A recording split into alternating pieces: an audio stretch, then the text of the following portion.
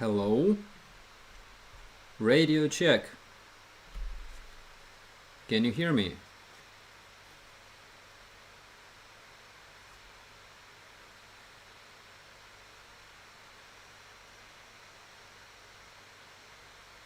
Okay. All right. Okay, hey. Hi everyone. My name is Operator Starsky, also known as Andrew. It's very nice to see you tonight. And I want to start with a small scientific experiment. So, a lot of commentators said that those rubber bullets that were found in Hostomel were actually metal bearings. And you probably remember in one of my videos I showed you rubber bullets that were brought to Hostomel by Russian guards. And some people said that those were not made of rubber, they were actually metal bearings. So I have one here tonight with me. It's rubber. Unfortunately, I failed to find a magnet, but I found an IKEA key, and you can probably hear the sound. It's some kind of very hard rubber, and basically this is the sound of this stuff. And I have a very scientific spoon which sounds like this.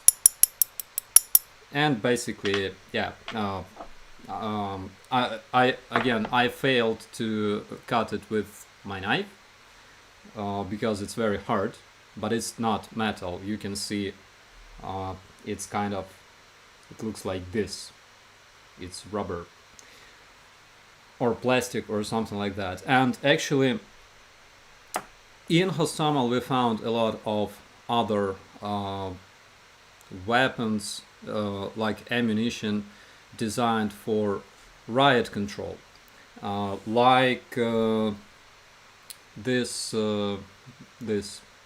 case, round case, was made for Russian traumatic rubber shooting pistol called OSA or Wasp. And actually I have it right here. So it looks like this, and you can compare the case. And of course we found a lot of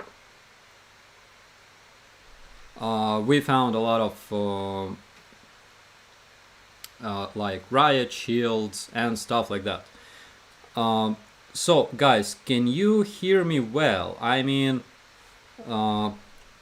wait a minute, we have some trolls from Russia today. Yay! Okay.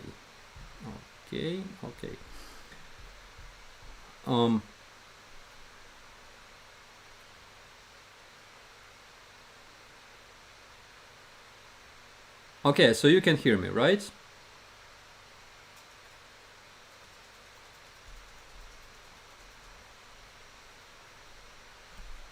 Okay, all right. And we have a bunch of news. First of all, and you probably already know it, this beautiful Russian ship, the one on the left, went after the Moscow ship. So it basically performed a negative surfacing. And for those who didn't see the actual video of demilitarizing this ship. I have it right here.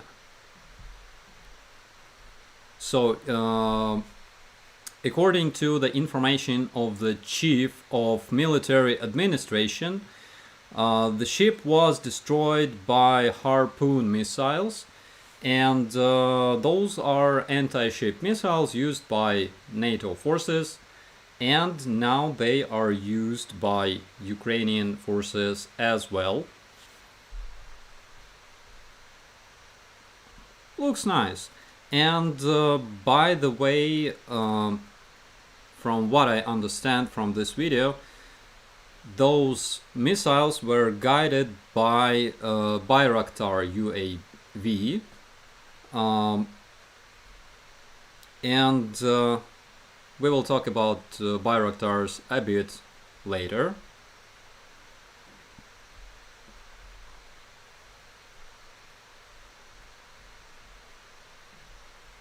Okay, I have a bunch of other videos for you tonight. One of those videos was sent to me by our National Guards in Severodonetsk. So you can see this guy is pointing at a garage, and Russian BMP was stationed in that garage, and there's a sniper shot performed by our artillerists, and from what I understand, they used just old Soviet howitzer for that. It's a sniper shot. And our colleagues from National Guard, but from another unit, made this beautiful video. So there are four MTLB vehicles and ammunition storage in that green area, and yeah, they are being shelled.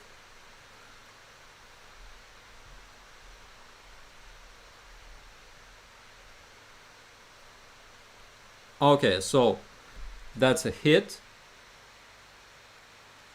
The video is like 2 minutes long. I will keep talking to keep you entertained. So you can see one of those vehicles burning.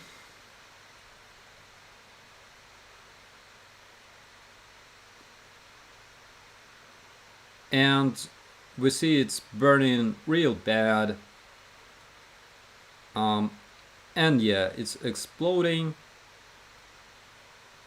and judging from those smoke traces, the ammunition storage have exploded.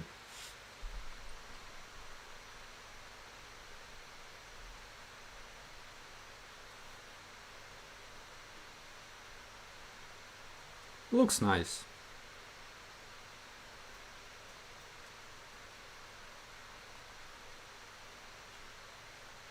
Yeah, and it keeps exploding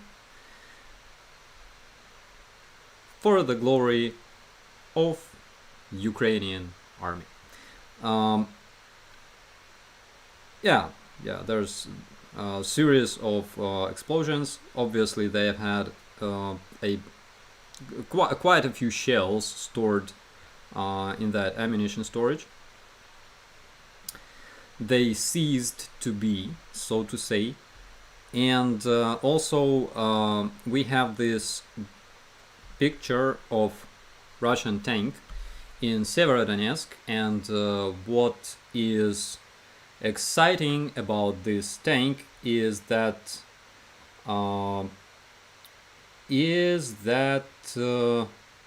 it now serves our guys in Severodonetsk. So it was basically captured by our guardsmen, and now they're using using this tank to demilitarize Russian troops.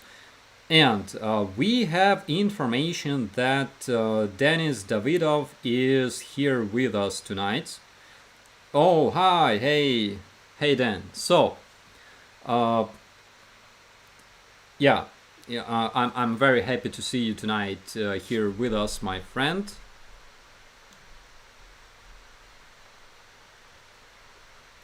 And probably I will tell you a small secret, guys.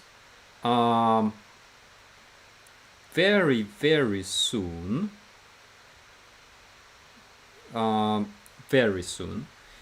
you will be able to see us both on the same screen, hopefully. And for those who don't know, Denis Davidov is a Ukrainian pilot of Boeing 737. He has huge audience of people, and after the beginning of this invasion, Denis joined his territorial defense, and of course, because pilots don't fly nowadays in Ukrainian sky, he decided to choose this path of Ukrainian warrior and defender, and currently he is analyzing situation on Ukrainian front lines on his channel. So my biggest advice for you guys is to subscribe to Denis Davidov, and yeah, it's a must. It's a must.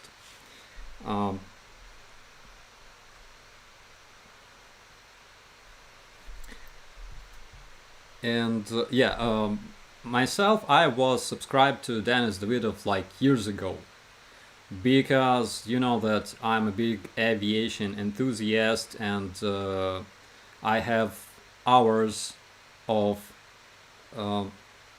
flight, like I have hundreds of flight hours only on virtual airplanes.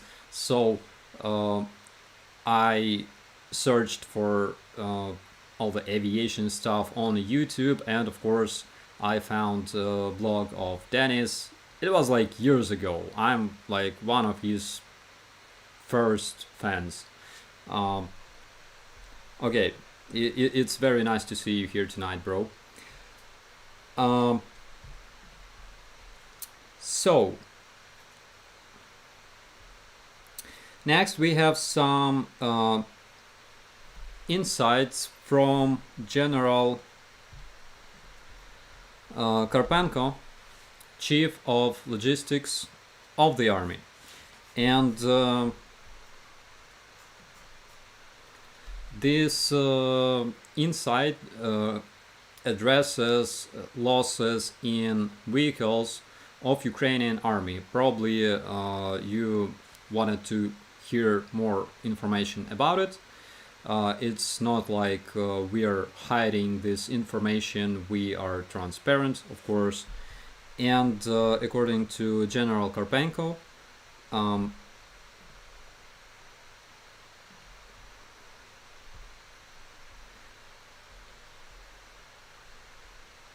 Ukrainian army, since the beginning of full-scale Russian invasion, has lost 1,300 APCs, armored personnel carriers, 400 tanks, and approximately 700 artillery systems. We're talking about mortars, howitzers, multiple rocket launch systems, etc. And here you can see General Karpenko. Let's talk about numbers. So, according to International Institute for Strategic Studies, located in London, as of 2021, Ukrainian army possessed 858 active tanks, functioning tanks, plus 1,132 tanks stored. Ukrainian army also had 2,353 armored personnel carriers and armored vehicles. 1,816 artillery systems, including 120 millimeter mortars, and plus 90 .U tactical missile complexes. So you can basically compare the numbers and just to understand losses of our army in these 114 days of defense against Russian invaders. Yeah, and funny thing is that according to information of Turkish Ministry of Invasion as of March, I believe. So yeah, this is the news from Russian media as of 14th of March. And according to their news, in just 2 weeks of invasion, those first 2 weeks of invasion, Russians claimed that they have destroyed 145 Ukrainian UAVs and almost 1,300 tanks, which is like 2 times more than we physically had functioning. Of course, it's very funny, but we all know that watching Russian media is pretty much pointless because it makes no sense at all. As for UAVs, 1,300 tanks. It's like in 2 weeks. It's like 80. It's like more than 80 tanks per day. Impressive. We all should be dead like 3 times already. Yeah, according to Wikipedia, of course, we don't really trust Wikipedia because everybody can edit Wikipedia nowadays, but of course it's based on at least some kind of information, evidence, and stuff like that. So according to Wikipedia, Ukrainian Air Forces had 323 UAVs. Among them were 6 TB2 Bayraktars attack UAVs. So Russians claim that they have destroyed 145 UAVs during 2 first weeks of invasion.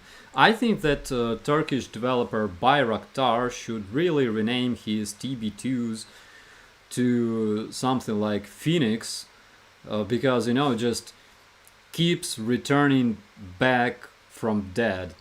I think it's a good name for those UAVs. And also,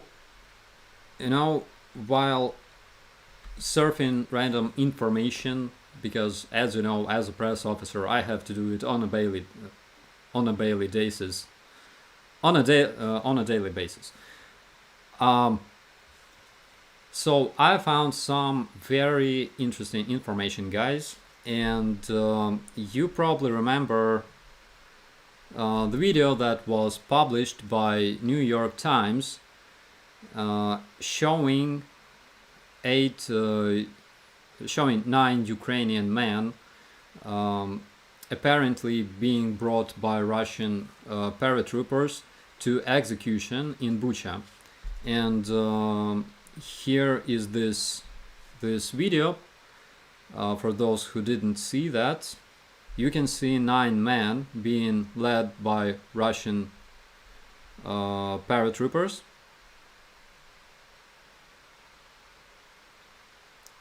There's 9 civilians,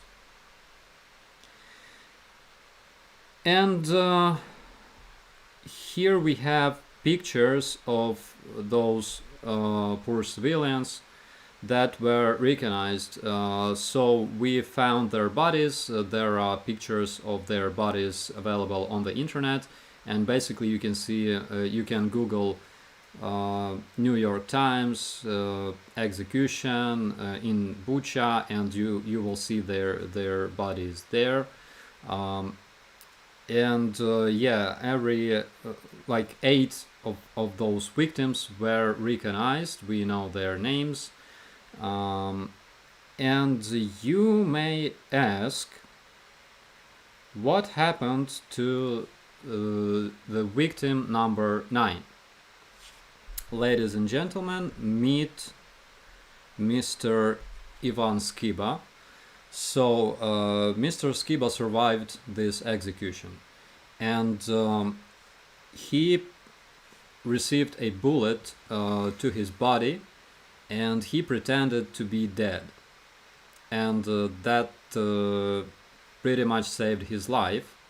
So he survived, and he told Ukrainian media what happened back in Bucha. So he was captured together with his friends and other men. There were 9 of them, as I said, and Russian paratroopers interrogated and tortured them, asking if they were Nazi and stuff like that. And of course they were just local Ukrainian men living in Bucha. But of course we know that for Russians every Ukrainian is an enemy, because this whole war is based on hatred.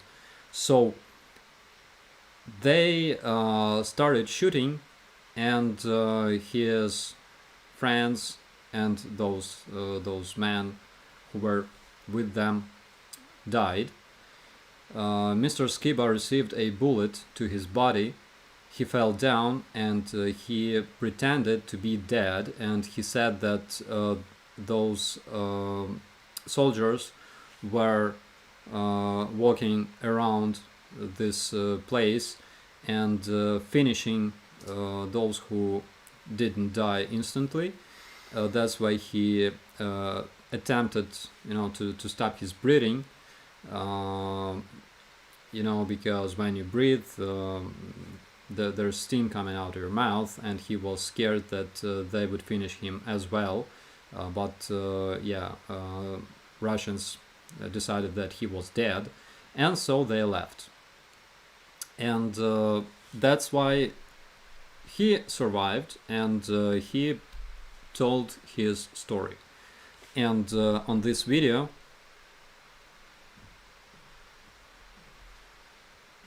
Mr. Skiba is 8th in this column. He's number 8. So yeah, I think that it's a very interesting story. I'm so happy that he is alive, to be able to bring this story to us.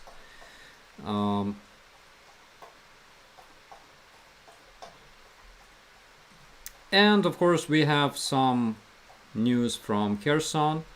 Our aviation performed a lot of strikes today on positions of Russian troops around Kherson, and of course, according to Russian media, again, there's no aviation left in Ukraine whatsoever. But those undying and resurrecting airplanes keep destroying their troops. And today they performed a bunch of airstrikes on Russian positions, which is beautiful in my opinion, which is awesome. And according to information from my sources, yesterday our troops managed to move 5 kilometers closer to Kherson.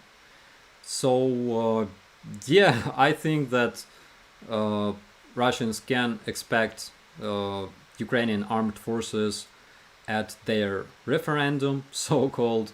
I think our forces will participate in this amazing event, and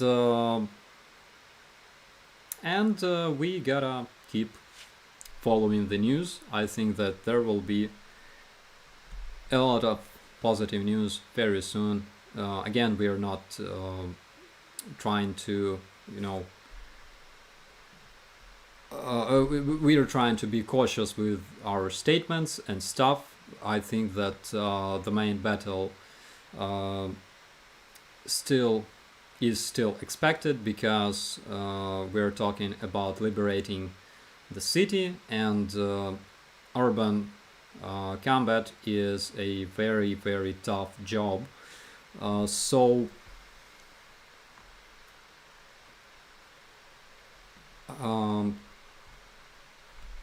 yeah, that's pretty much all news for today. I think the rest of the news. If you follow Denis Davidov, you absolutely know the situation on the front lines, the most recent situation. You can also follow Speak the Truth, and you can also follow The Enforcer. Those channels are highly recommended for you to subscribe. Those guys are analyzing everyday's situation on the front lines, and yeah, they're doing a very nice job, in my opinion. So guys, I will be happy to answer your questions and talk about life.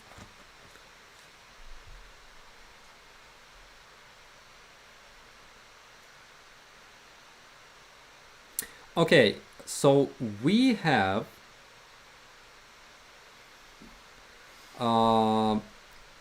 Russian bot who asks, Mr. Starsky, why does Ukraine shell Donbas civilian infrastructure, attacking civilians instead of engaging in the front line? Will you answer this question? The United Nations is investigating this.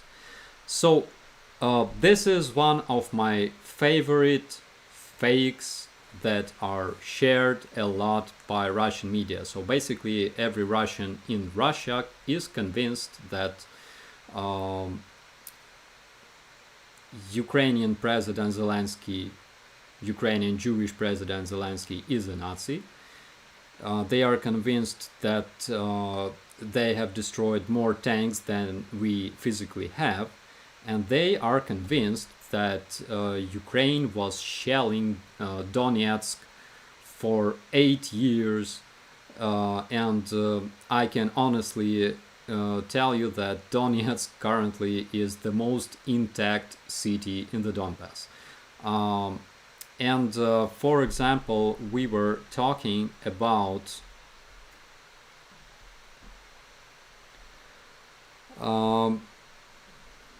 these people.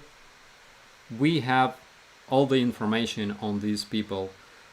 United Nations are investigating murder of those men in Bucha, as well as murdering of almost 1.5 thousand civilians in the area around Irpin, and we have names, we have all the data on those people, we have video proofs, we have investigators from other countries working in the area. There's zero investigators working in Donetsk because there's nothing to investigate basically, and there's no evidence whatsoever that were brought to the United Nations from Russian side about atrocities committed by Ukrainian artillerists in Donbass. What's interesting is that there were attempts to prove that Ukraine raises combat birds together with American scientists, and those birds spread lethal viruses around Russia and stuff like that. So it was in their official media. Yeah, so that's the kind of evidence usually brought by Russia. So I think that I have answered this question. And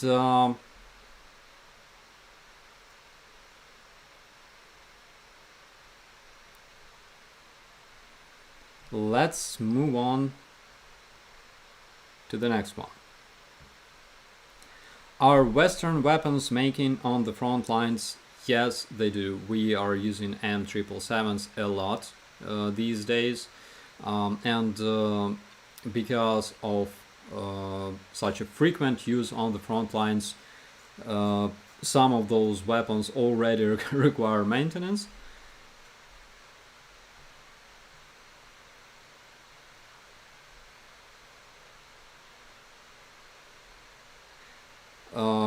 Going to take out the bridge.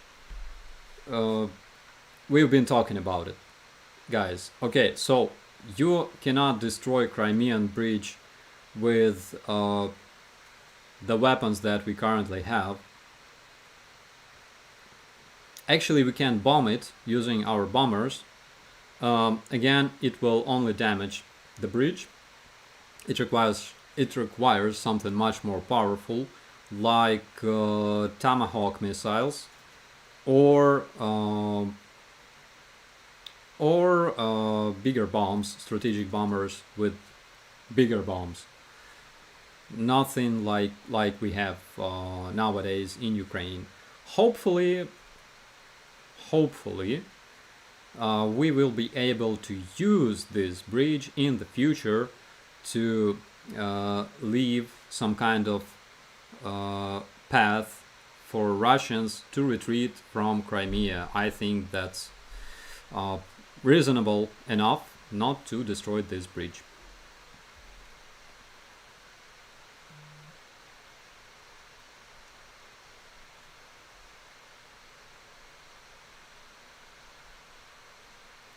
Do you feel that tanks are obsolete on the battlefield? Not at all. So tanks are very, very powerful weapon used on the front lines, and we cannot say that they are obsolete. You can ask any infantry on Ukrainian front line, and he or she will answer that oh my god, there's like two most fearful things on the front lines nowadays. It's basically three: aviation, artillery, we're talking about like missiles, and tanks, of course, because tanks cannot be destroyed by your usual weaponry like assault rifles and stuff. You cannot destroy it with hand grenades, you cannot destroy it with 30mm cannons installed on BTR 3 or 4, but luckily Ukrainian BTR 3 and 4 have those laser guided missiles attached to their turrets. I'm not sure how many of those missiles we have nowadays, but they work, and those missiles are equipped with tandem warhead, which means that those laser guided missiles can penetrate active armor of the tank, and they are composite armor like a butter, and it's been proved many times.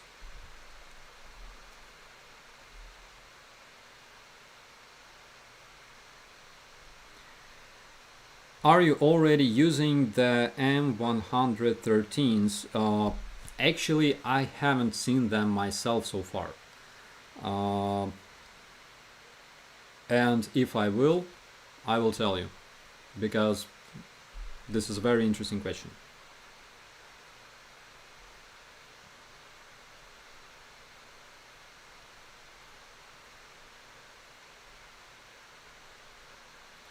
Will Belarus join the war and invade from the north? So we expect that, and currently we think that this threat is very realistic, so to say, because uh, what Lukashenko does is basically preparing his country for the war.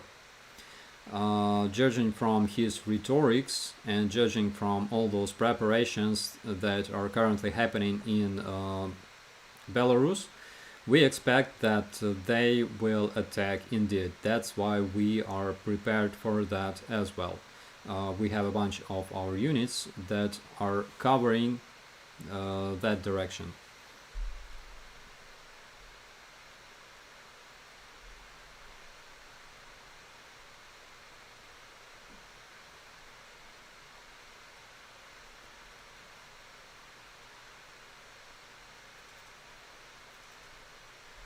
How is Boris the robot? Uh, that's a good question. So I think that Boris the robot, famous Russian uh, creation, uh, experiences some hard times nowadays, because currently in Russia it's pretty hard to even change a cooler on a PC because they don't have parts. They cannot import those parts from abroad. And of course, we know that uh, Boris the robot is actually a man. So there was this funny doll looking actual robot, and then there was this moving and animated robot that was actually a person in the suit of robot. And I would say that he is in danger. He is in danger of being mobilized and killed in Ukraine. That's what I can say about Boris the robot.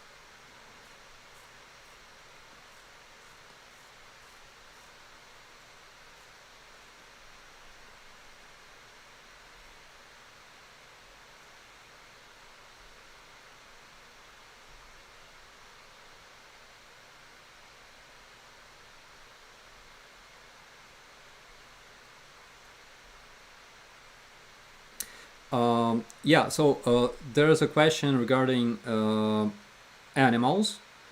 Uh, if dogs and cats, I think it's obviously stray dogs and cats, do they require help? And are there any people or organizations helping those animals on the front lines and stuff? Yeah, I've heard about such organizations. Actually, I'm subscribed to one of those on my Facebook. Unfortunately, I don't remember the name of this organization because I'm old and I have huge problems with my memory. But yeah, we have those on in our cities located next to the front lines.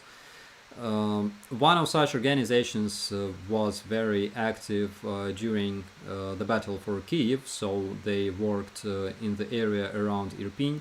They saved a lot of animals, a lot of cats and dogs. And by the way, just like 1 week ago, we've been visiting Hostomel with one of the journalists. I think it was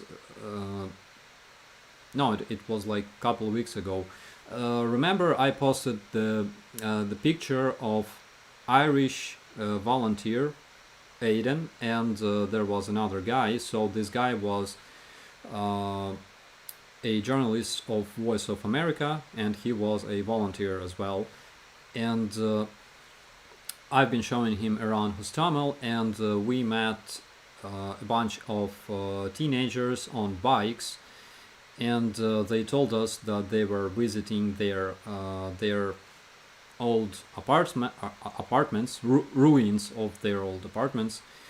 And what was really cool about those teenagers was that they brought food and water for cats that lived in those ruins. And yeah, basically, our civilians do care about stray animals. A lot of them were adopted by our soldiers as well, so we feed them with anything we can. Of course, they do great job helping to remove leftovers from our MREs and stuff like that. So yeah. Do you think Russia is getting low on ammunition and shells and missiles? So, according to our information, they are running out of their most superior guided missiles, like cruise and ballistic missiles. They have huge amount of shells. We can literally call it never-ending supply of shells, because they have amazing, enormous storages of those located all around Russia. But they are running out of their high-precision missiles, and they basically cannot make new ones because they require a lot of parts that were purchased in foreign countries, for example, GPS modules. I think they've had some kind of some number of those GPS modules, but I don't think that they have a lot of them. Again, it's like, I'm judging on my level, and I'm just a press officer. But yeah, that's information that was confirmed by British Ministry of Defense and Pentagon as well. As for ammunition, as for shells, Russians have enormous supplies of those, and as you probably know, they have superiority in terms of artillery. So they have enormous numbers of their artillery systems, shells for those systems, and and ammo.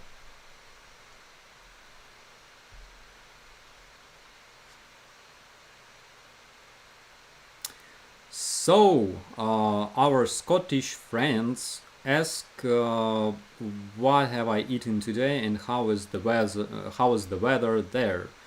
Hello Scotland, greetings from Kiev. I have eaten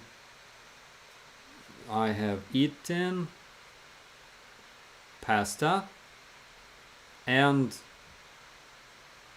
some more pasta, and protein shakes, and plenty of coffee and water, of course. As for the weather, it's kind of hot / humid here in Kiev. We were promised some rain today, but you cannot trust those weather stations. They always lie.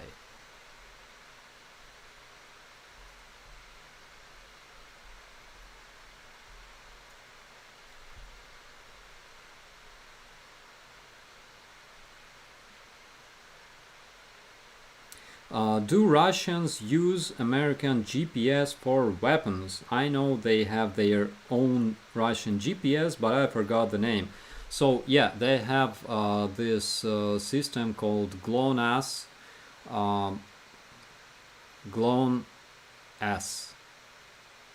It's how it's called, basically.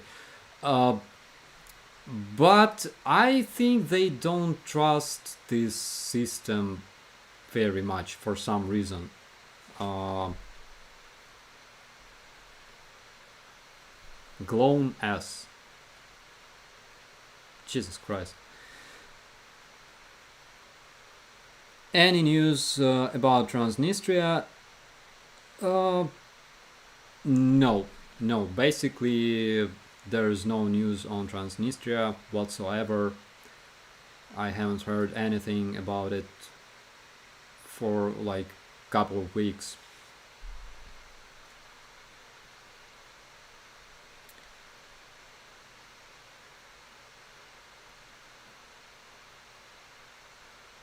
So, are there any Terminators that were destroyed? Uh, we have information that a couple of Terminator vehicles were indeed destroyed by Ukrainian forces.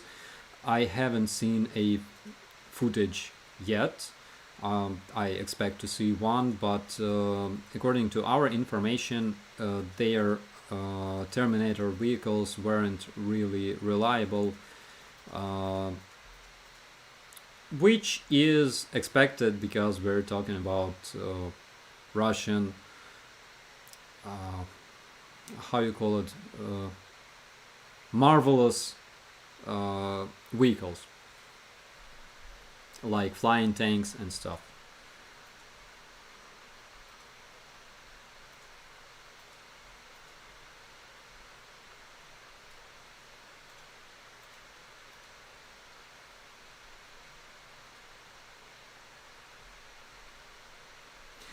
So rebuilding by Russia in Mariupol, terrible though. Is Ukraine worried that foundations are hiding war crimes, mass graves? I will tell you a secret. There's plenty of satellite footages of such sites, and it's very hard to get rid of, such large amounts of bodies. You can do anything you want, like burying them, building structures over them and stuff, but we have a lot of satellite data, and we have a lot of high resolution pictures of that from satellites that were provided by our allies. I know that we are working together with Spain and I think Japan, and they provide us with satellite data. I may be wrong regarding Spain, but yeah, I think it's Spain.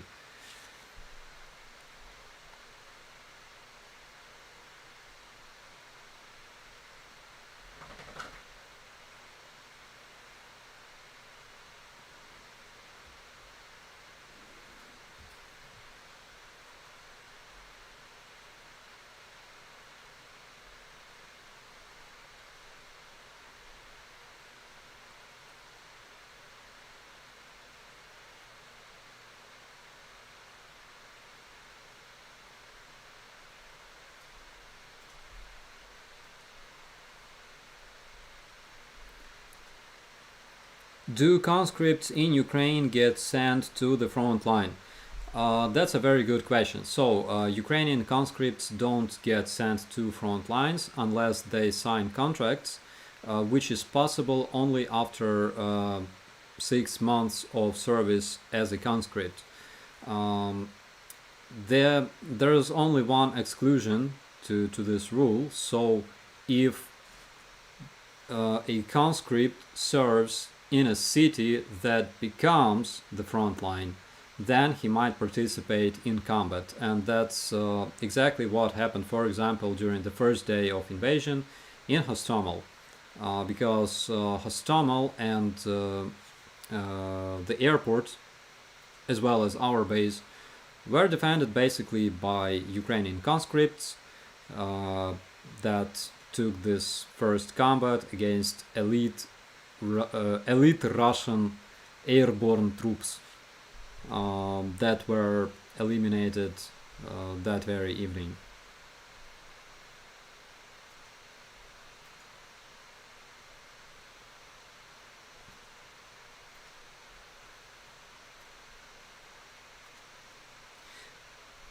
Lying weathermen are universal.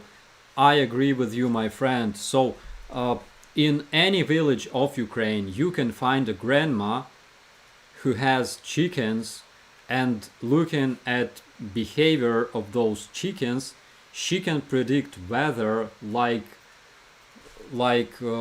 for 2 weeks, because because weathermen lie a lot.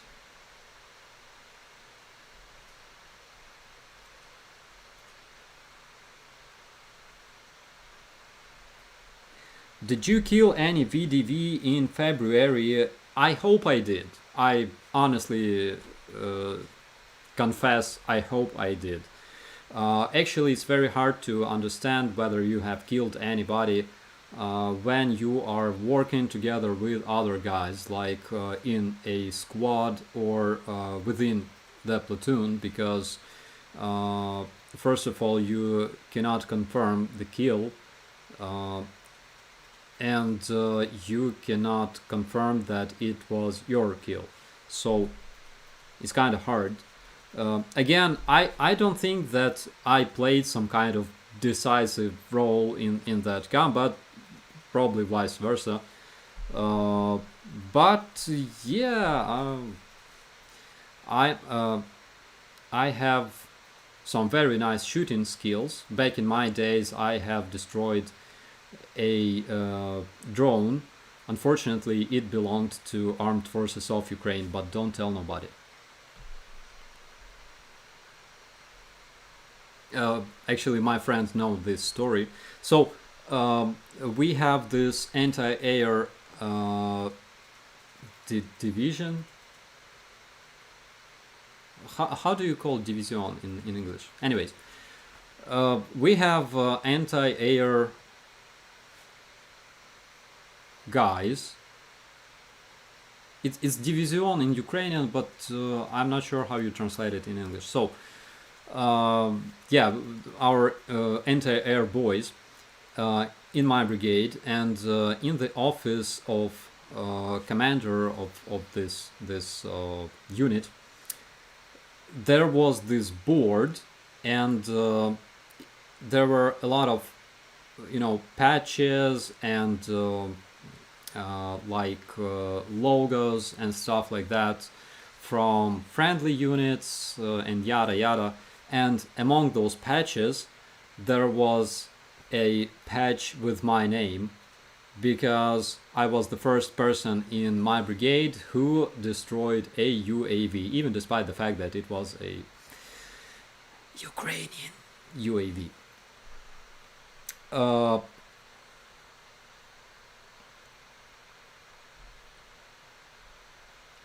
yeah, division. Okay.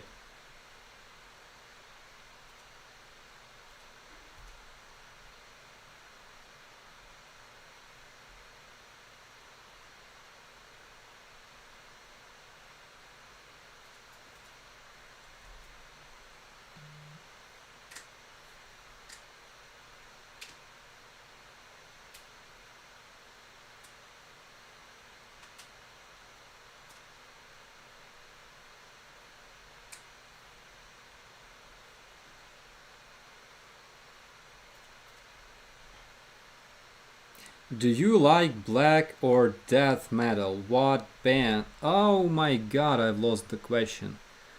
Uh, oh no. I prefer death metal. In Ukraine, however, we have a bunch of great black metal bands. You gotta look for uh, Hell On and White Ward, something like that.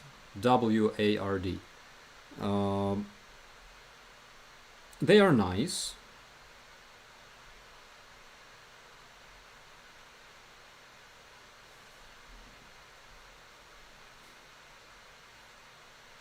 how do you keep up the hope when the Russians have said that they will not stop before Ukraine is liberated? So I have just a small experience of working with information coming from Russians. And whatever they say, you gotta multiply it by -1, which means that in most cases we should percept whatever they say as completely opposite to reality. For example, before invasion to Ukraine, they claimed that they will not invade Ukraine whatsoever. Currently, they are, and of course, we remember that they did not shoot down MH17, and there were no Russian troops participating in referendum in Crimea, and there were no Russians on the Donbass, and yada yada. And of course, those virus-carrying combat birds.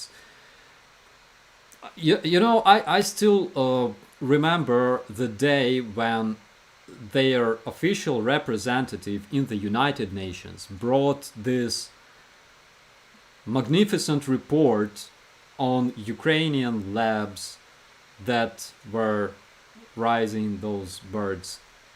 It's hilarious. I think that we should, our kids should study this in the books of history. In the books of history of fails.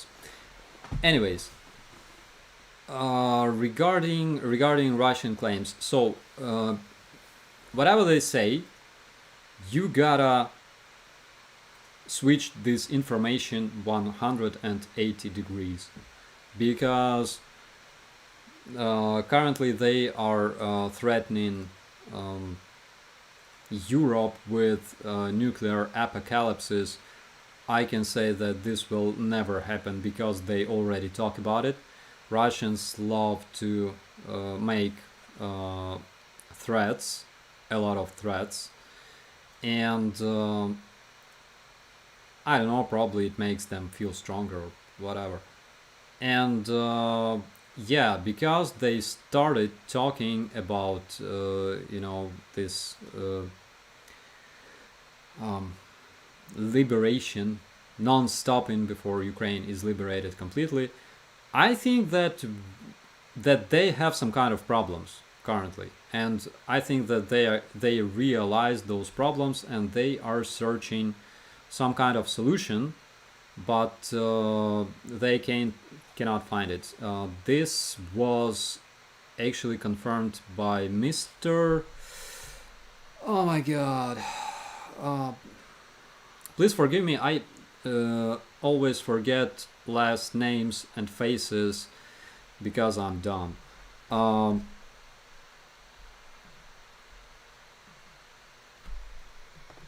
It was a Russian expert, actually.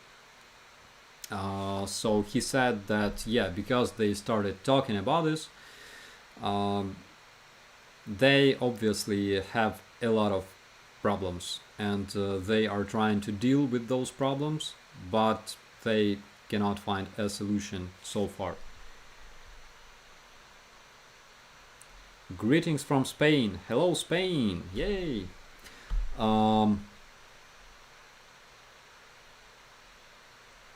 Anti-air group. Division, because, division is like 10,000 men.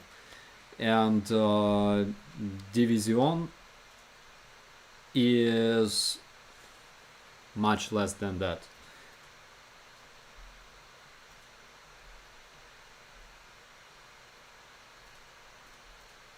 Favorite pasta topping or sauce? I like classic tomato sauce with pasta, and if we are talking about things like Thai noodles, I like them with tomatoes, soy sauce, and shrimps. Shrimps sound nice. Actually makes me feel hungry. Do you like the new stamp? I think it's amazing. Um,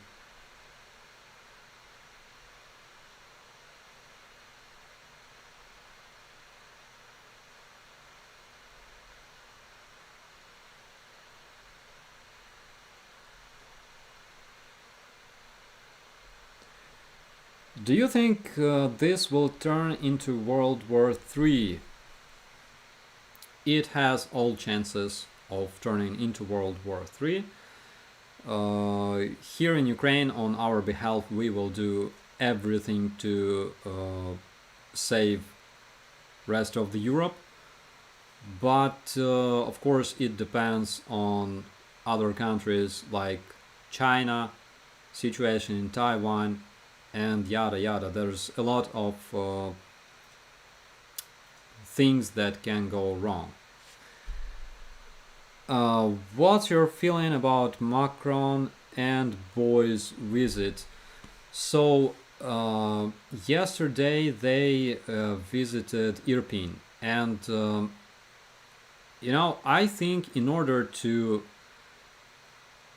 you know, uh, clear your mind in case you are unsure in what happens, you gotta visit this place yourself.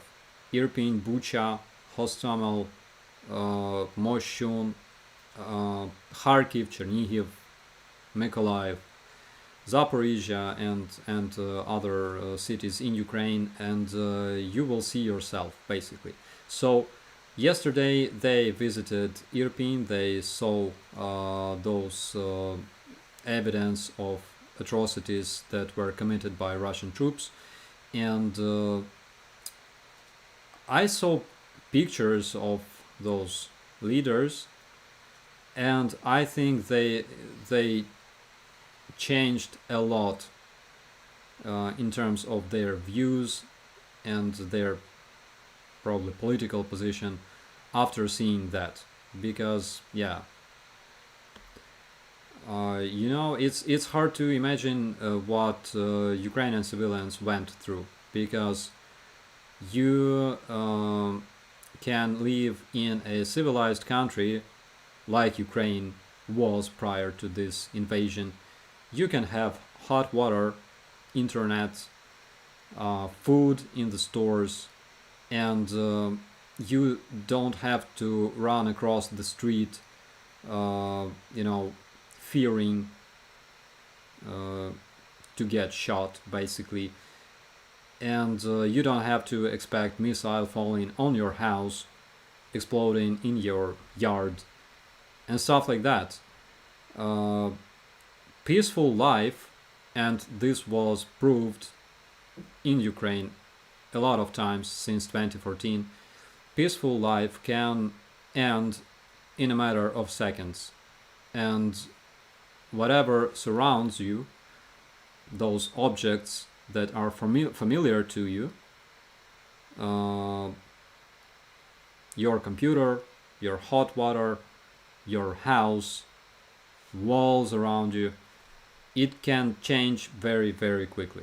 Uh, yeah, unfortunately, a lot of Ukrainian civilians went through this. And I think that Macron and other leaders, they learned a lot about this war after visiting Irpin.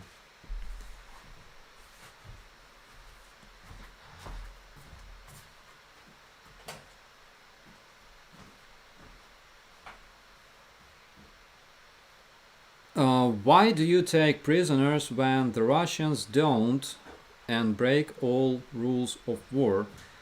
Um, so we take prisoners because there's a difference between Ukrainians and Russians. Uh, we are not fighting orcs to become orcs. That's the reason. Ukraine is civilized European country, democratic country with all the democratic values, and we want to become one family with the rest of the world. Um, we all realize that you cannot isolate your country and be successful. You want to have a lot of uh, trading partners, a lot of friends all around the world, a lot of allies, and you have to share whatever goods you have, whatever values you have, and you have to take best experience, best practices in order to make your country successful. This is how it works. You don't isolate from the rest of the world. It's stupid and it doesn't make any sense whatsoever. Um, that's why basically what Russia has done in February is really stupid, because currently they are isolated very much. They cannot trade very much, and by the end of this year, almost 90% of their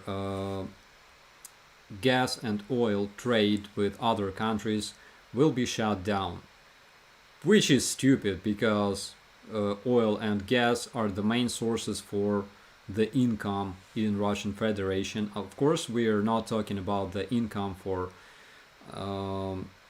civilians, for common people. We're talking about income of such people as Putin and oligarchs and stuff.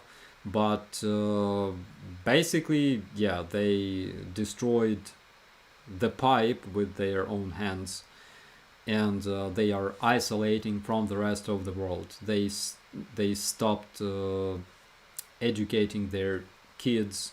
They are planning to stop educating their kids in foreign languages, because they think that, yeah, only they gotta learn only Russian, which is, I believe, it's like one of the bases for fascism. Let's move on to the next question. Is Russia finally collecting their dead soldiers? It's a very interesting.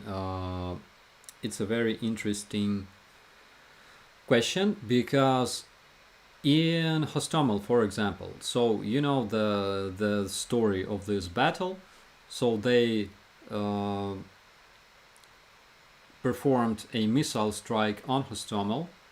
Then they brought a lot of their helicopters, and I gotta apologize, because at first I had information that there were 35 to 40 helicopters.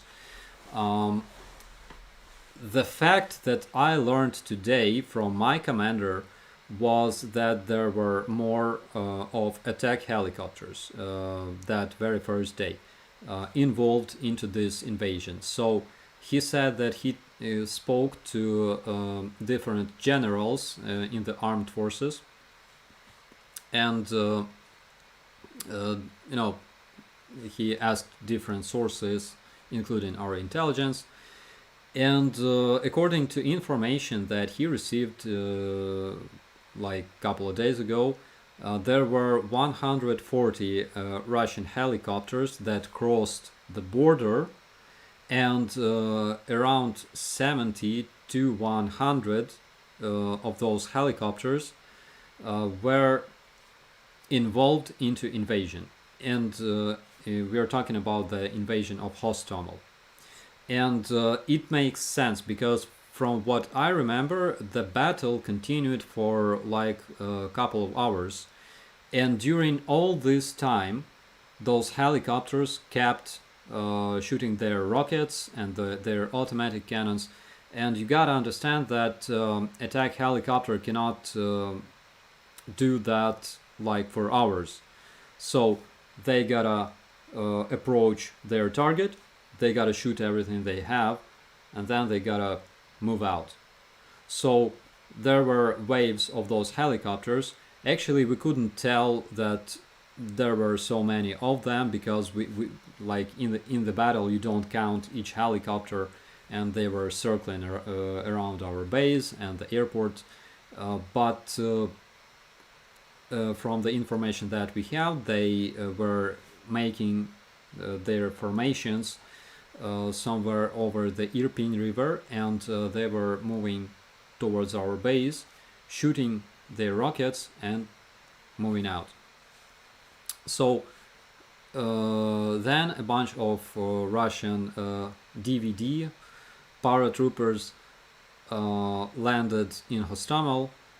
I gotta admit, those guys were professionals, because during the first days of invasion they used their elite, and I admit they worked very much professionally.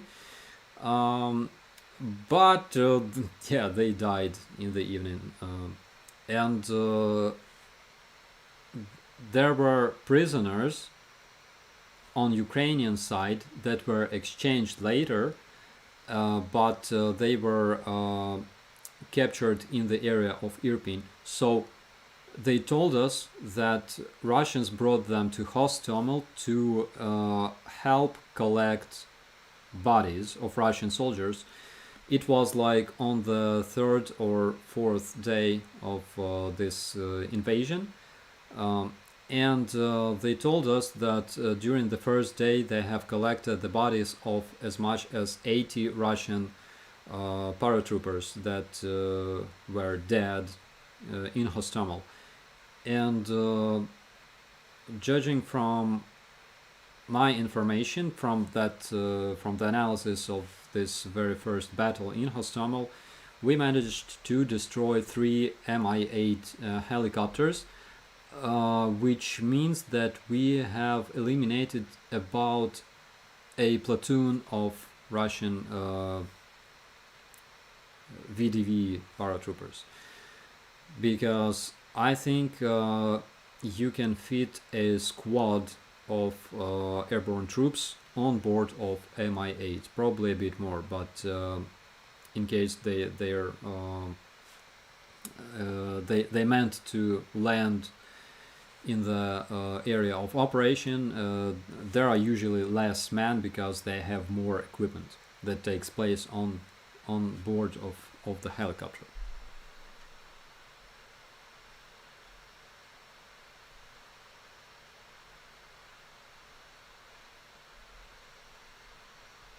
What has happened to the people left in Severodonetsk? According to our information, there's like 5,000 local people, including probably 40 kids, that are taking shelter on the territory of Azot plant in Severodonetsk. Currently, they cannot be evacuated, so people from Lysychansk are being evacuated at this very point. People from Severodonetsk, unfortunately, cannot be evacuated because Russians have destroyed the bridges between Severodonetsk and Lysychansk, and approximately 500 local civilians are taking shelter in the Azot plant in Severodonetsk. But yeah, they are alive. We know exactly the number of those people because we gave information, and we're talking about my brigade that is currently defending Severodonetsk. So we gave all the required information on those people to the Red Cross, to our authorities, so we know exactly the number of people in Severodonetsk.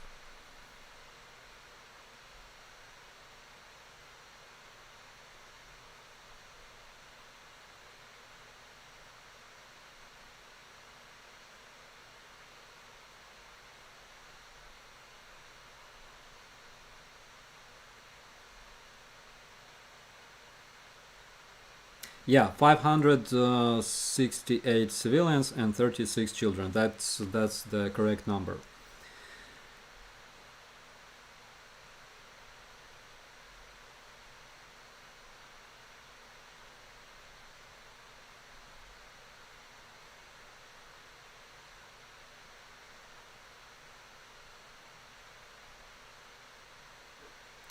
What do you think about Denis Davidov? I already answered this question today. I think that you guys gotta subscribe to his channel if you hadn't do this yet. Howdy from Arizona. Hello, hello. Nice to meet you tonight.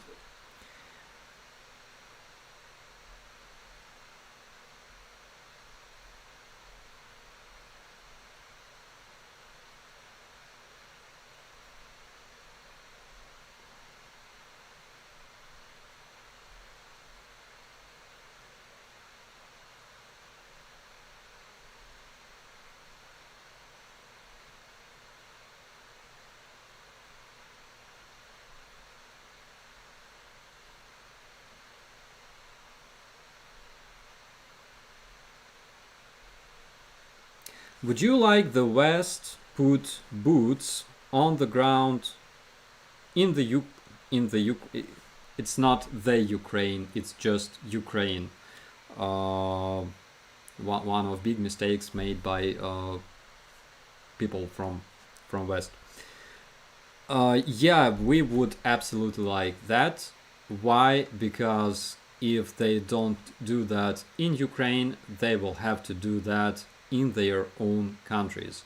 So, according to Dmitry Medvedev, according to Lavrov and Peskov, uh, but mostly Medvedev, of course, he is chief of Security Council of Russian Federation. He already threatened France with war and a bunch of other countries. And yeah, they don't want to stop in Ukraine. You gotta understand that. Um,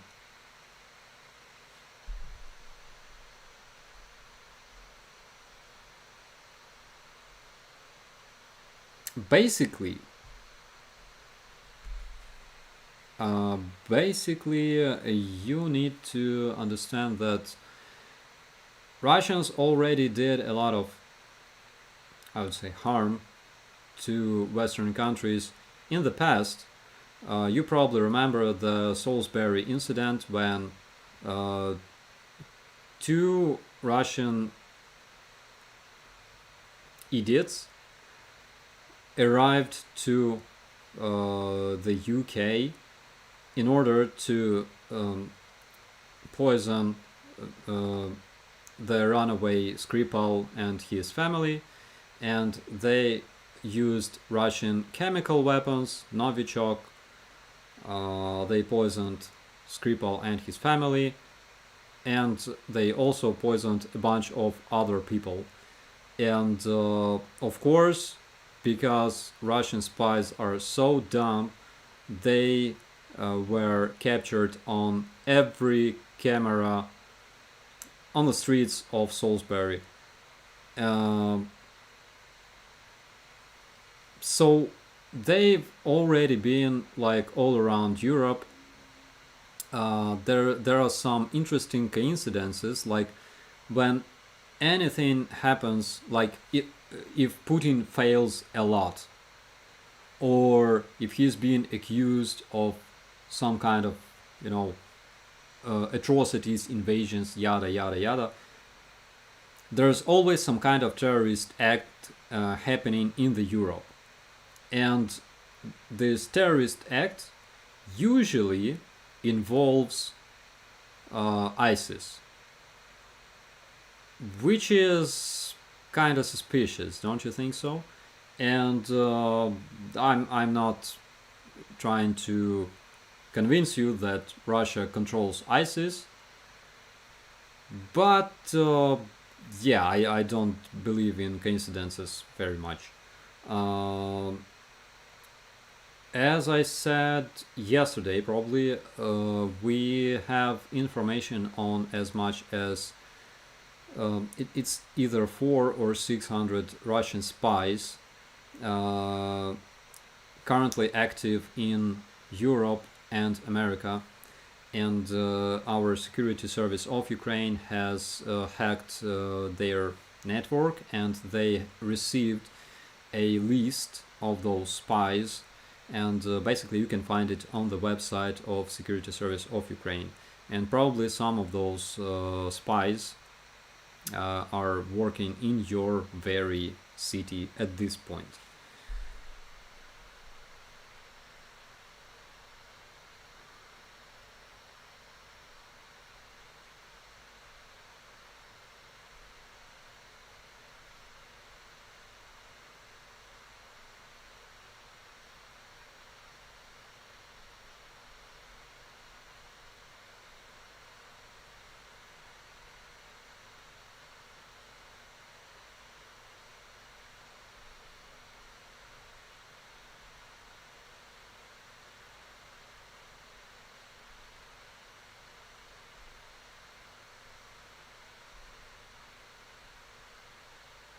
How is grandpa and your friend who was on some videos with you? They're fine. Actually, today we were working with my friend and Max here in Kiev. Um, Grandpa feels great, and yeah, I promised to make a video with Grandpa because yeah, I think you guys missed him a lot, and I will do that. I promise.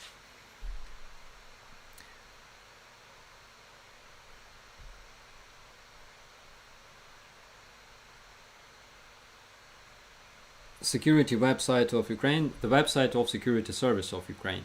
Uh, I could misspell it, of course. I'm old. Forgive me.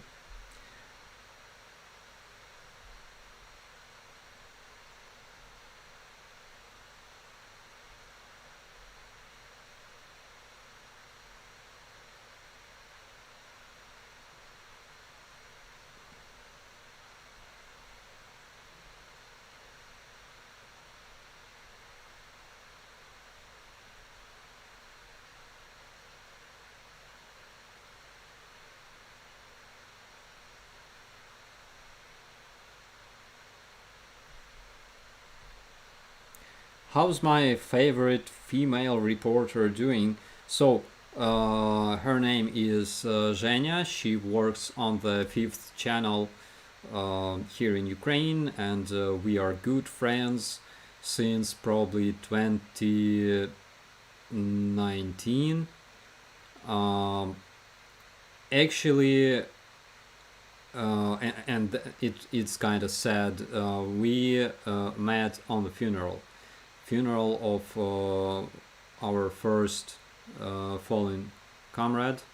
Um, he actually was first to die in the combat in the area of Svitlodarsk Bulge, and we met there. Uh, I I was interviewed, and then she asked whether she can have my contacts because she was gonna go to Donbass, and my guys were deployed in Donbass by that time. And actually, yeah, we are in good friendly relations with numerous Ukrainian journalists and reporters, especially combat reporters, because what they're doing is amazing and they risk their lives a lot. Um, Currently, Zhenya is in Donbass as well. Couple of days ago, I saw a video made by Zhenya, and they were shelled by Russian troops. And yeah, of course, we all worry for Zhenya, for her friends and colleagues. You gotta understand that combat reporters do risk a lot. Recently, I think French reporter was killed during Russian shelling, and there's already numerous journalists, including international journalists, who unfortunately died in this war. So yeah, as a press officer, my deepest respect to journalists and combat reporters.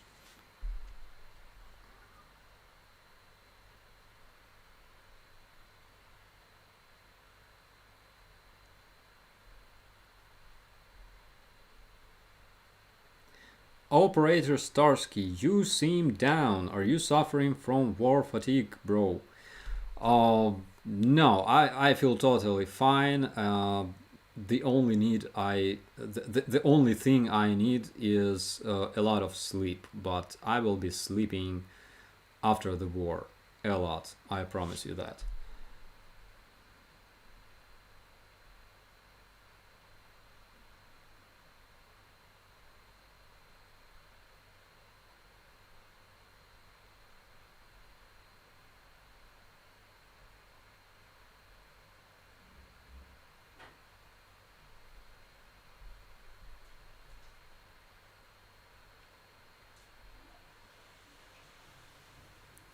Have you met Patron?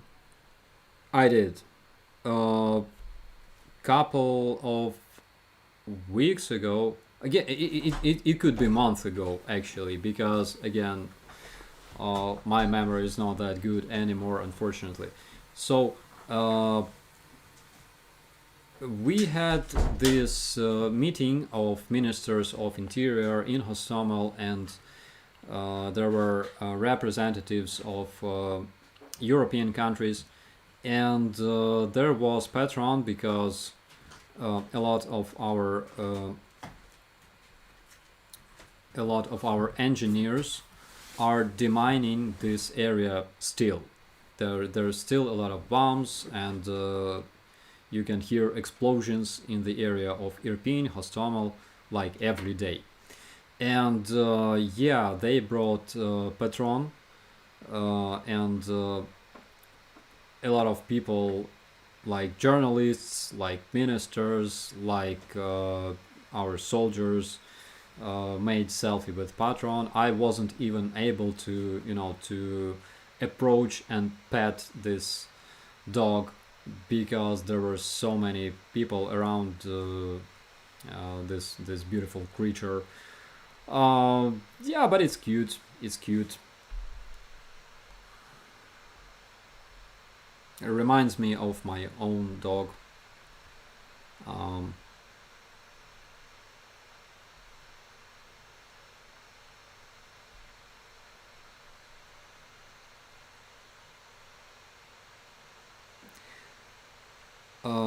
do you think that there will be chemical weapons used during the war, and would there be any chance for Poland to be involved in the war or after it? Greetings from Poland.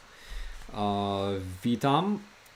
So there is information that Russian officers received antidotes, and it was like in April. So they received antidotes for their chemicals based on sarin gas. Not sure how you call it in English. In Russian, it's sarin. So this gas is used in chemical weapons in Russia, and there are shells that contain this gas. They usually being fired together with normal shells in order to disguise the use of chemical weapons. So yeah, we have information that their officers received antidotes against sarin, and actually it was quite a disturbing news, and it was confirmed by investigators of Bellingcat, I believe. So yeah, we are aware of this threat.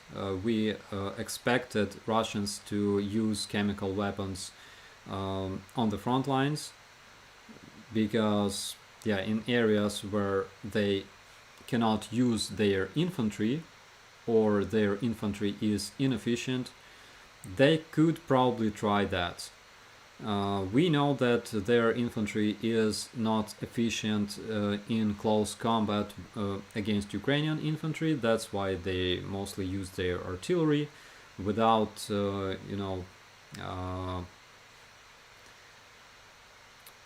because they have limited amount of men. Their numbers will eventually end at some point. That's why they are using their artillery. Whenever their forces are pushed out from a city block, or a city block, they bring their tanks, their artillery, their missiles, and they literally erase this city block. We are talking about Rubizhne, Severodonetsk, and cities like Mariupol as well.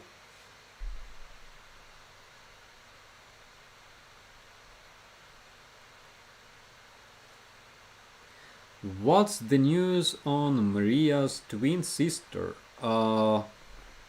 We will talk about this in one of the upcoming videos, I believe. So, uh, are the Ukrainian soldiers prepared and equipped to resist chemical weapons? Uh, every soldier in Ukrainian army carries a gas mask, of course. But I talked to our guys from chemical defense company, uh, chemical, biological, and radiation defense service, and they told me that yeah, they have gas masks, but in most cases, when you go into actual combat, you don't bring such things with you because they take place, they are not convenient and stuff. So in most cases, no, they don't bring them with them.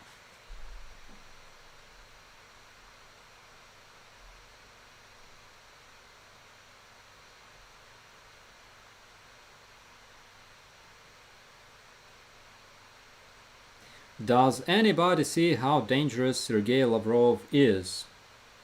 Uh, he's dangerous because horses can bite, they can kick you, and they carry fleas. So yeah, he's kind of dangerous. I agree on that 100%. Um,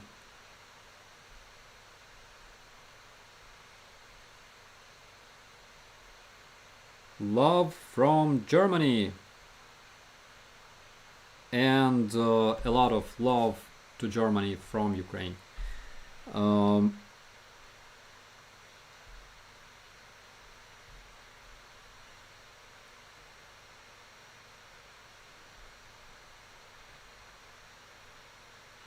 why didn't you remove Mriya before Russia invaded?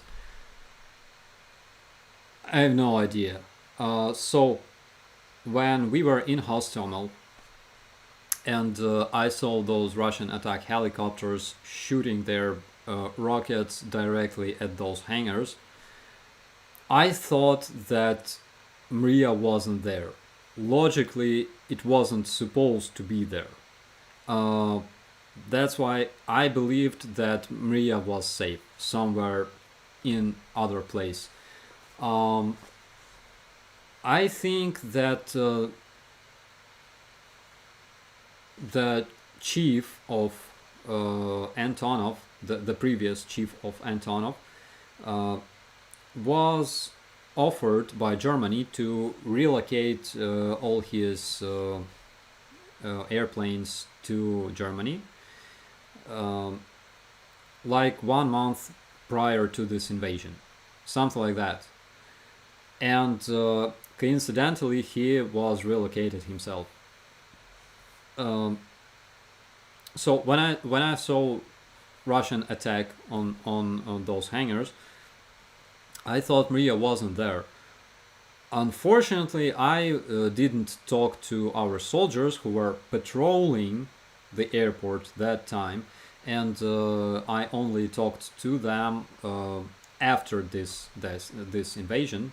Those were Ukrainian conscripts, and they told me a couple of interesting things. First of all, they told me that when they saw Mriya in the hangar, I couldn't see Mriya in the hangar from my position because I could see like side of the hangar. Uh, there was a small angle, so I could probably see Mriya, but there were like trees and there was this high fence between our unit and between our base and the airport. So um, the conscripts, our conscripts, told me that Mriya was actually stationed in that hangar, and she lacked an engine, so there was some kind of maintenance. done to this engine. And it was like a couple of days before the invasion. So they were patrolling. They saw Mriya in the hangar without one engine, um, and I think that on 24th of February, Mriya was supposed to take off from Hostomel, but early in the morning we have closed our sky for all the airplanes, um, and Mriya couldn't leave Hostomel, unfortunately. So yeah, uh, there were a lot of things, regarding this former chief of Antonov. Um, there's currently ongoing investigation, and I think that all those facts will be investigated, and we will know the truth very, very soon.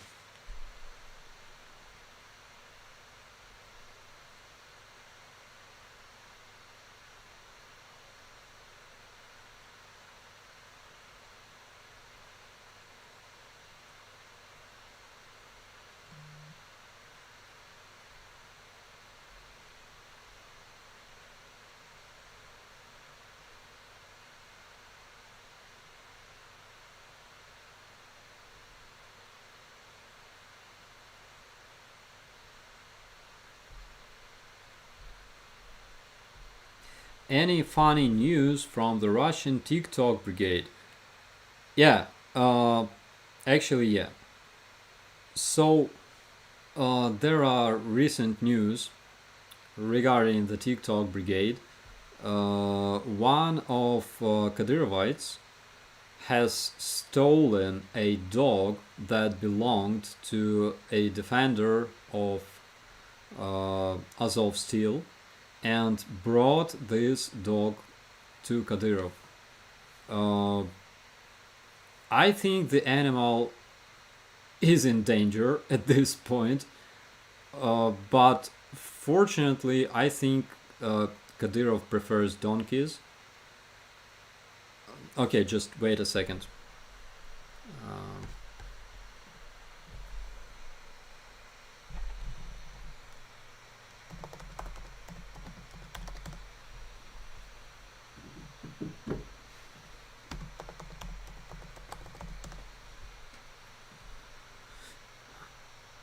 oh, yeah, here it is.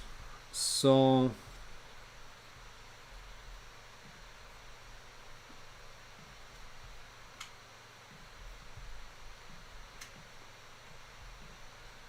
yeah. Um,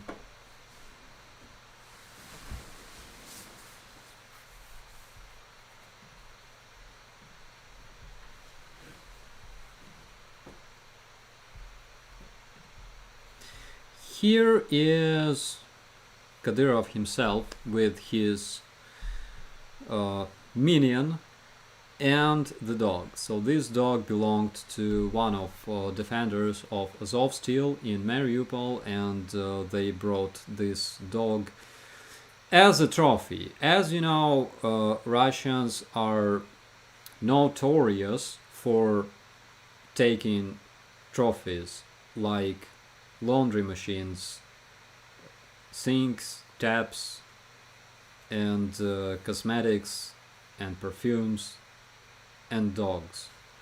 I wasn't joking about a donkey.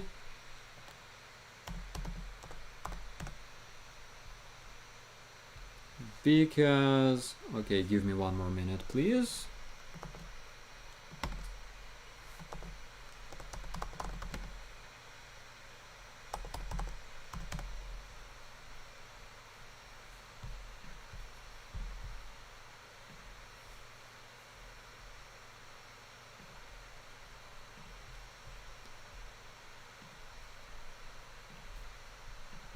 Yeah, so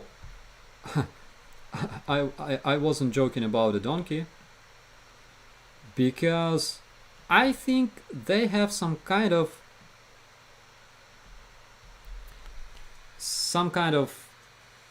close relations with this creature, obviously.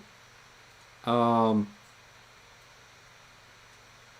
I don't really know how to comment this picture. Uh, yeah, so tell me what you think about it. However, no, you better don't.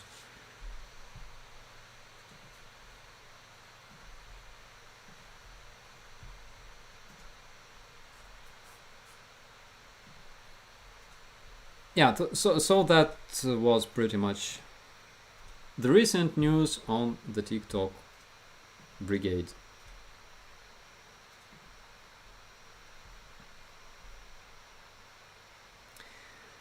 Um, yeah, poor donkey. I totally agree on that. Um, I wouldn't trust any of my creatures to Kadyrov, including my ants. Um, is that Lavrov?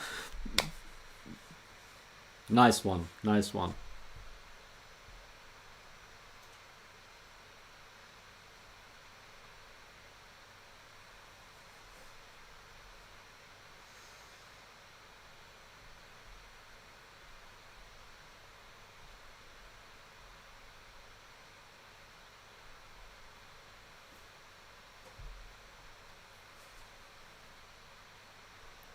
Russians steal much more like toilets. Yeah, I agree on that. So in 2018, I believe they arrested three Ukrainian smaller ships in the Azov Sea, and uh, they returned, I think, all of those ships, but they were missing toilets for some reason. I have no idea why they just keep stealing toilets from Ukrainians. Probably some kind of psychological traumas received in the past. I have no idea. I know that a lot of orcs still use pit toilets, and probably they don't know how it works. Uh,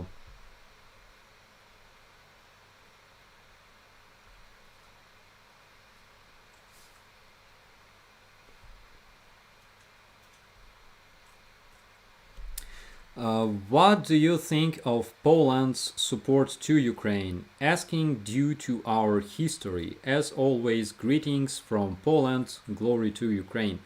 What I think of Poland's support to Ukraine, I think that Poland was probably among first countries that supported Ukraine at the very beginning of this war in 2014. As I already mentioned, I still use Polski Helm uh, helmets, Kevlar helmets made in Poland.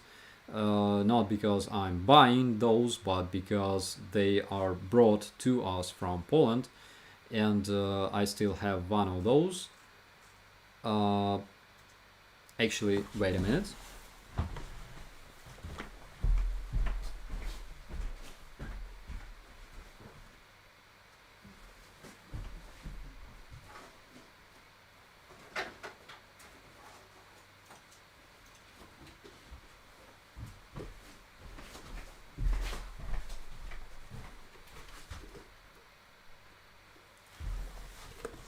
Yeah, so this is Polski Helm.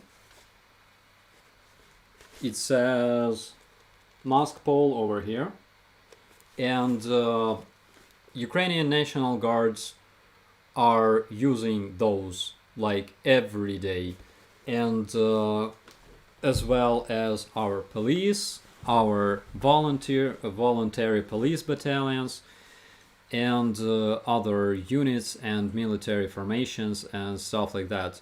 Uh, Poland was supporting Ukraine a lot in the beginning of this war, and they still do. They help with Ukrainian refugees and stuff. And of course, our history was very complex, so to say, on both sides. I totally admit that.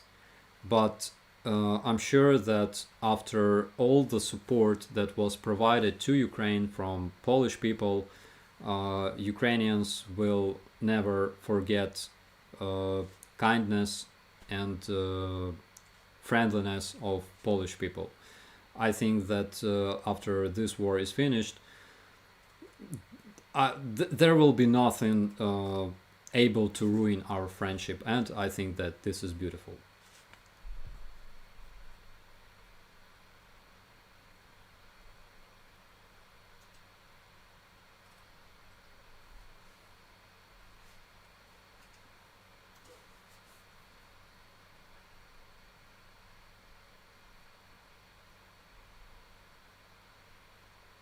Have you seen Vasily Lomachenko?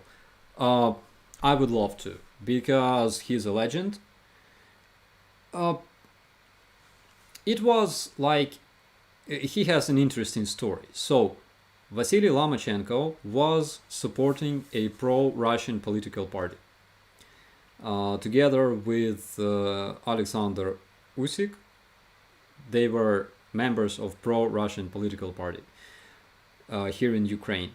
Uh, but I believe Lomachenko lives somewhere around Irpin, so you probably understand the reason why after this invasion he joined territorial defense, and basically you can find his pictures in Google. So Lomachenko joined territorial defense. He completely changed his political views, and yeah, because Russian missiles change a lot uh, in political views of people. And yeah, I think that I would love to meet this guy. I would love to meet Lomachenko, Klitschko, of course, because he is a legend. Again, you can check ratings of legends of boxing, and yeah, you will find a lot of Ukrainian flags in the top of this list.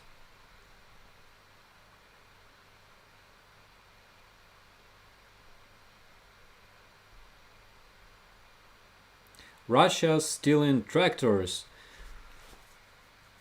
It's not really true.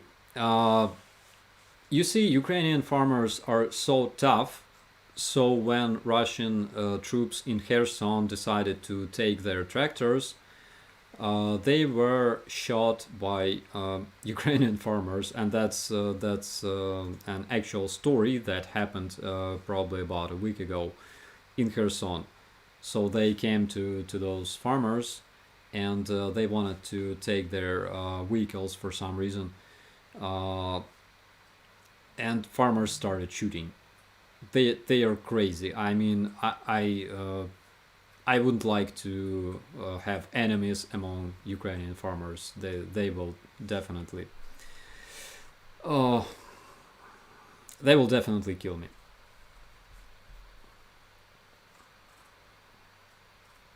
And it's like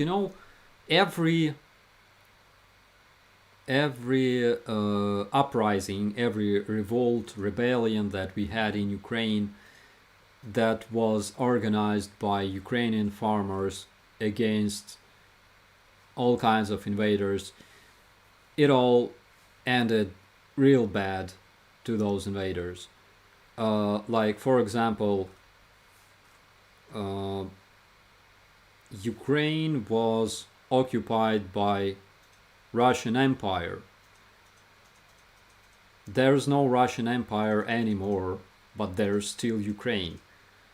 Then Ukraine was occupied by Nazi Germany in the World War II. There's already no Third Reich, but there's still Ukraine. Then Ukraine was occupied by Soviet Union, like by Bolsheviks, and it was under occupation of USSR. There's no USSR, but there's Ukraine, and uh, I think that Russian politicians should be concerned about this fact. So The whole world loves Ukraine. And of course, Ukraine loves the whole world. Why? Because, as I already said, you cannot survive in this world without having a lot of trading partners, a lot of friends, a lot of allies, and you cannot survive in this world without sharing best practices. That's the only way to development, the only way to success. And here in Ukraine, we totally realize this.